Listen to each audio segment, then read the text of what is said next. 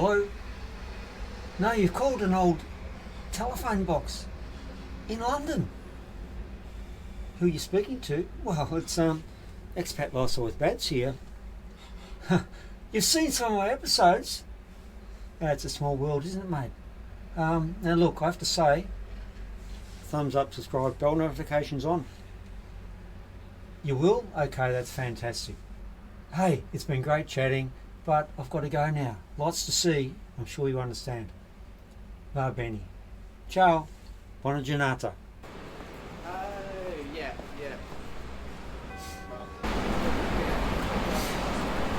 Wrong number, but welcome to London.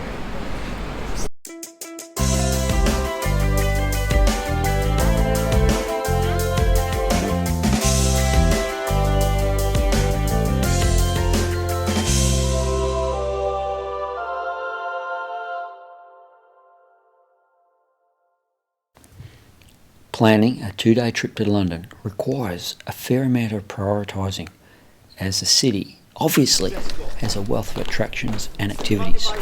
So here is my suggested itinerary to make the most of your 2 days here in London. Day 1. Let's take a brief look now at each of these iconic landmarks in London. The Tower Bridge, the Tower of London, Buckingham Palace and St James's Park, Westminster Abbey, Parliament House, and of course Big Ben. The Underground for transport, and finally, to end day 1, the Shard. Each of these landmarks contributes to London's rich history, cultural identity and modern skyline, making them all must-see, must-visit attractions. Welcome to my day 1 in London. And it's early morning here in London, sun is rising. The red bus crossing the bridge right now. To my left, the Tower of London, where I have a tour in about 30 minutes.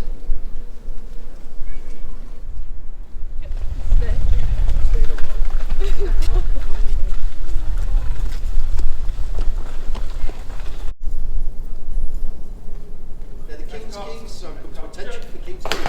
So the opening ceremony has started. Mark, as I said, is our duty supervisor for the day. He's our sergeant. He's gone underneath the archway of the bloody tower there, behind me. 4 soldiers from the Coldstream Guards. That's his escort. Commanded by a sergeant. He's a really tall fella and really right with the fence. This outer wall wasn't built until 1280. Okay. The Tower of London, just next to the Tower Bridge on the north bank of the River Thames. The Tower of London is an historic castle that has served variously as a royal palace, prison and fortress. It is famous for housing the crown jewels and has a rich history, including being the site of many historical events, executions and ceremonies. So behind me is the entrance to the crown jewels. Now, for obvious reasons, I can't film in there. It's a bit like in the Sistine Chapel at the Vatican. Anyway, I can tell you, it's well worth having a look at, as is the Tower of London. I'm really enjoying this, and I guess low season here. You can see all the barriers there for people lining up to waiting to get in. There is no one here. It's great. Cold, but great. The Tudor King of England, insinuating his virility, a statement of political or economic power. While many people may associate King Henry VIII for a variety of things, from establishing the Church of England to his 6 wives and 6 failed marriages, this suit of armour made him well known in history for having a big codpiece, and for Henry VIII, the bigger the better. So this room is called the Chamber Room of the Great White Tower. It's one of the main areas. The Norman fireplace, look at that. You can imagine the size of the fire roaring, because it'd be freezing in here. Now, the other luxury of this room is over here. All the mod cons in here. Bit of privacy too. Have a look. Your own little throne to sit on. A little bit drafty. St John's Chapel in the Great White Tower, was the monarch's private place of worship. The chapel is perhaps best known as being the burial place of some of the most famous Tower prisoners, including 3 queens of England, all wives of Henry VIII, Anne Boleyn, Catherine Howard and Jane Grey. All were executed within the Tower during the 16th century. Now, the ravens behind me, they're integral to the Tower of London, because should they leave, the Tower would crumble, the monarchy would fall apart. In fact, the beefeaters, there's now a raven master here today to make sure that the ravens do not leave. Now, how do I know that? Oh, I just spoke to one just before. Listen to this.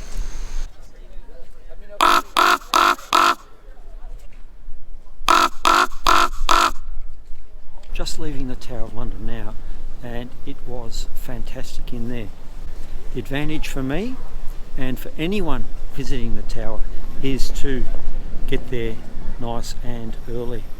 €75, you can do your conversions, but please arrive early and you'll really get the most out of the experience, because like in Florence, you're not going to be spending your time standing in lines and so on.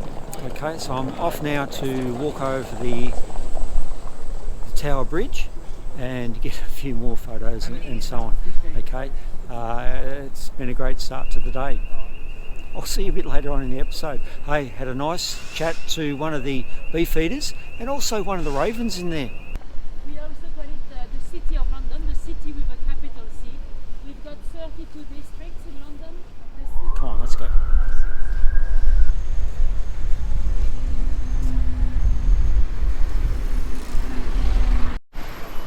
Right, so here I am on the Tower Bridge, the Tower of London Bridge.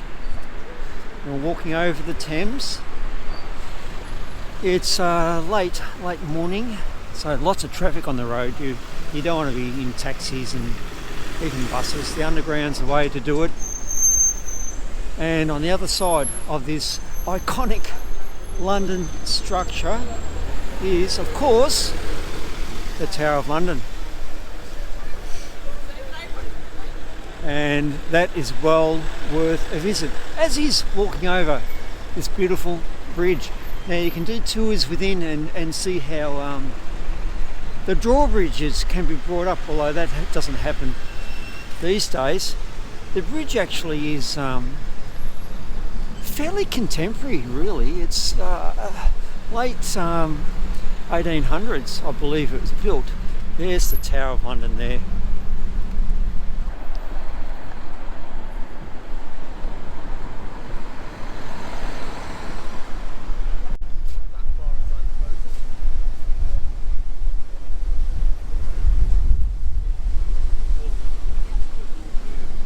Right now, as I leave the Tower Bridge and the Tower of London, I'm going to head over to the Tower Hill underground station, catch a tube to St James's Palace and have a visit with the new King of England. So yes, that's right, I'm off to Buckingham Palace. And look, the underground is the only way to do it. It's a fair trip. London's a big city. It's not like Rome, Florence, where you can walk it. You can't do it. You've got to use the subway, and the Oyster card is the thing to get when you arrive here in London. And look, as I always say, as you're walking between destinations, keep an eye out for potential places to replenish fuels and hydration. That could be an option later on in the day. Still a bit early, right? So I'm off to Buckingham Palace to see the new King of England. I'll be invited in for some scones and a cup of tea, but arriving unannounced, I'm not too hopeful.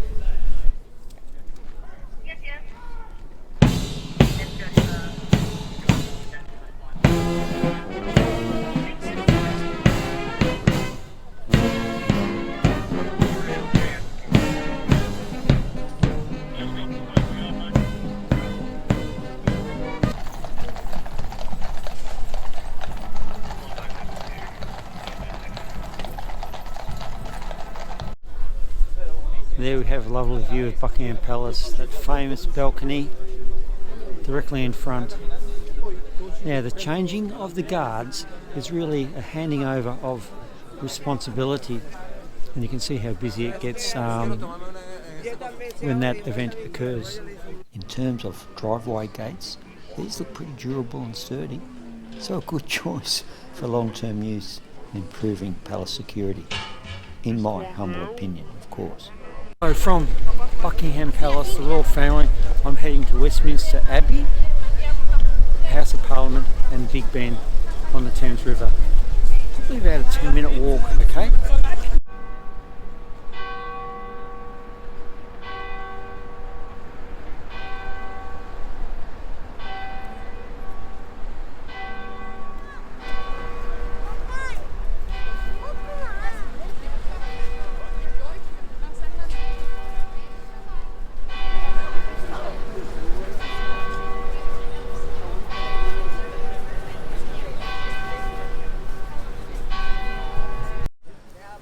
The famous clock tower, Big Ben at Westminster, disappeared beneath scaffolding 4 years ago as part of a major restoration project. So I'm fortunate to be here with the scaffolding recently removed. And it is shining so brightly. With the sun on it, it is gleaming. It's golden and truly amazing. What a transformation.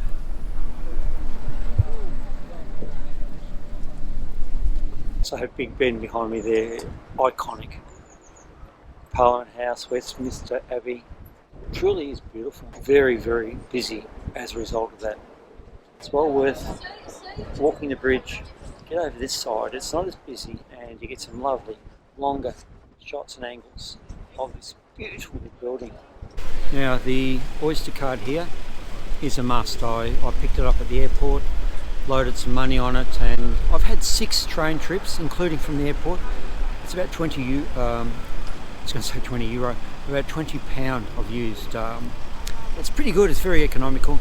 Look, taxis just be too much for you if you're trying to do that, and London's too big a city to do it by walking.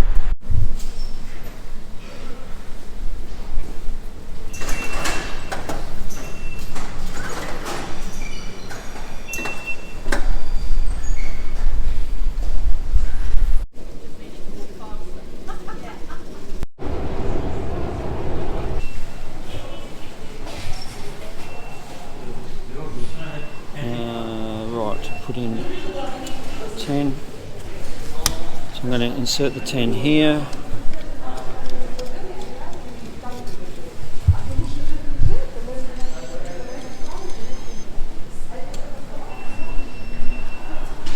Touch car yellow reader and complete transaction, and there we go.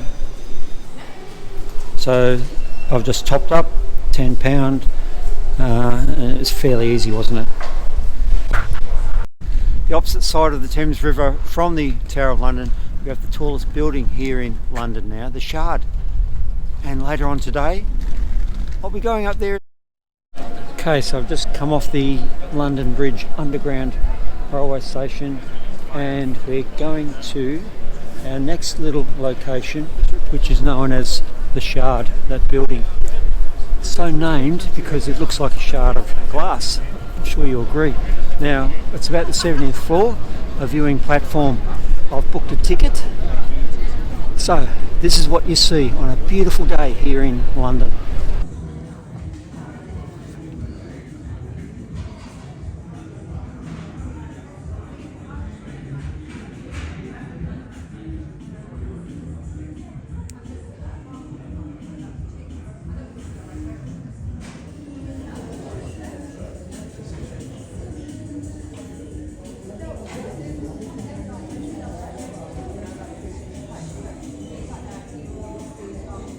Expat Lifestyle with Buds. Hey, thumbs up, subscribe, bell notifications on. You've heard it from the best. There you go. All right.